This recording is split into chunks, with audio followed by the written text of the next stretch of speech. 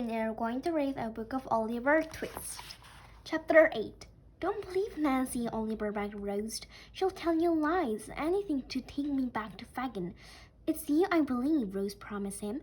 We'll face her together. We'll make short work of her lies. But Nancy had not come to tell lies. Her face was pale and frightened. Listen to what I say. I've risked my life to say it, she said. But better my life than the boy's. He has some hope of a better life. I have none. But you are still so young, Rose said. She was shocked by the sadness in Nancy's voice. Young in years, Nancy said, but old in every other way. Too old to change. But enough about me. I must tell you about Oliver, while there is still time to save him. I'm listening, said Rose. Listen closely, as closely as I did at Fagin's, Nancy said. I was there when a man came to see him, a young, well-dressed man. Nancy paced. I had seen him once before, when Oliver was gone on the first time. This time I wanted to find out who the man was, what he wanted. Did you? Rose asked. I did, Nancy said. I pretended to be sound asleep in the corner. They thought I had had too much to drink. So they talked freely, and what I heard made me come here. Please, what do you hear? Asked Oliver. Why would a well-dressed man visit Fagin? What could his visit have to do with Oliver? Fagin call him Mr. Monks, Nancy said. He and Fagin come from different words. I could see that, but they're birds of a feather. Nancy sighed. The monk said it was his good luck to spot Oliver with a dodger. It was that day at the bookstore. He guessed who Oliver was right away, and he could tell the dodger was a thief. Then the police grabbed Oliver. Nancy's voice was sad. Monks paid the dodger to lead him to Fagin. He wanted Fagin to turn the boy into a thief. Imagine that, a thief would end his life in jail. But, continued Nancy, the nice gentleman came along to spoil Monk's plan, so Monks paid Fagin to get Oliver back.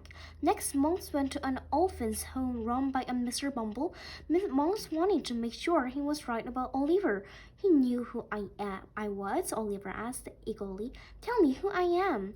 Monks didn't say, said Nancy. He just gave a nasty laugh and called you his little brother. What did he mean? Rose wondered. I have no idea, miss, said Nancy, but he did say something strange. That you've given the word to know who Oliver is. Me? Rose said. That's right, said Nancy. Monks thought it a big joke that Oliver was with you, that it was your house where Bill left Oliver for dead. A joke? Rose trembled. How terrible! Worse is to come, said Nancy. Worse, said Oliver. Monks had bought a locket from Mr. Bumble.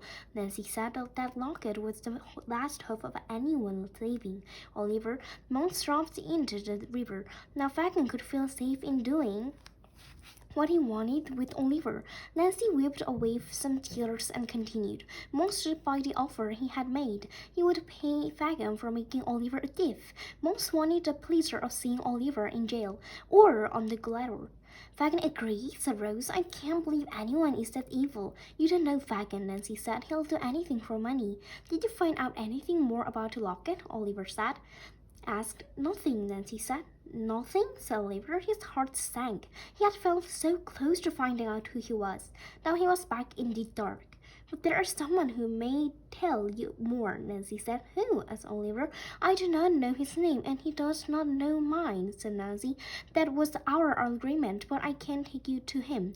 Please do, Oliver exclaimed. Yes, please, Rose issued.